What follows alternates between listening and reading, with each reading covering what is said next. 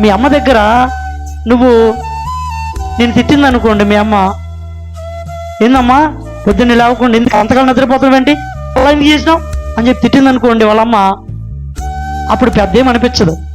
అదే అత్తగారింటికి వెళ్ళిన తర్వాత ఆమె అంత మాట కూడా అనలేదు, అమ్మ కొంచెం పొద్దున్నే లేచి కొంచెం పని చేయమంటే అంత మాట అంటాదా. ఎందుకు? ఇప్పుడు అమ్మ దగ్గరేమో యాజరీజ్గానే ఉంది, ఆమె ఎలా ఉంటుందో అలాగే ఉంది. ఇప్పుడు అత్తగారి దగ్గర ఓవర్ యాక్టింగ్, అత్తగారి దగ్గర ఓవర్ ఎక్స్పెక్టేషన్, ఆమె దగ్గర ఏదో మెప్పు పొందాలని, నన్ను ఒక్క మాట కూడా అనకూడదని. దేవుని బిడ్డలారా గమనించారా? అంటే ఆ బంధం ఎందుకు బరువైపోయింది? ఇక్కడ అమ్మ దగ్గర ఎందుకు ఈ బంధం ఎందుకు తేలిగ్గా ఉంది? తిట్టినా పర్లేదు అనుకున్నది, ఎందుకంటే యాజరీజ్గా ఆమె ఎలా ఉందో అలాగే ఉంటుంది రోజు. అక్కడ కూడా అలాగే ఉంటే అమ్మ తిట్టినట్టు ఒకవేళ అత్త తిట్టింది అనుకోండి, సరే అత్త వేస్తాను చేసుకుంటే అయిపోయింది. అలా ఉండదు. అక్కడ ఓవర్ యాక్టింగ్ ఎక్కువ ఉంటుంది, ఆ ఓవర్ ఎక్స్పెక్టేషన్ ఎక్కువ ఉంటుంది. అందుకే ఆ బంధం అమ్మ ఎప్పుడు వెళ్ళిపోతాం మా అత్తగారా అనుకుంటా ఉంటాం.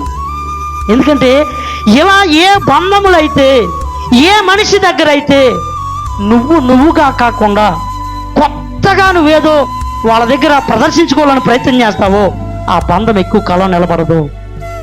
యేసయ్యతో నీ బంధం కావాలనుకుంటున్నప్పుడు నేను ఇచ్చినటువంటి కృపను బట్టి ముందుగానే నేను ప్రేమించాడు కాబట్టి ఆయన ప్రేమిస్తా పోతే ఆ భక్తిలో నువ్వు ఆనందపడతా ఉంటావు. కానీ లేని భక్తిని మనం కొంతసేపు ఉన్నట్టుగా దేవుడి దగ్గర ప్రయత్నించేది ఎంతసేపు నటిస్తాం ఇంకా. అందుకే ఆ భక్తి మనకి కష్టమైపోతుంది, బరువు అయిపోతుంది.